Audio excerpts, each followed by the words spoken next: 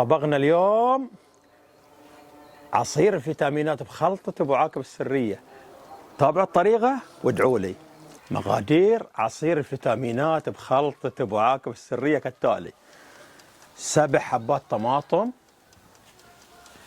بقدونس ربع حزمة، خسة كاملة واحدة، حبتين ليمون، حبتين شمندر، حبتين خيار، وحبتين جزر، وملح خشن، الثلج والماء. طبعا نحط اول شيء الماء. الحين نقطع الخضار تقطيع داخل الجيك.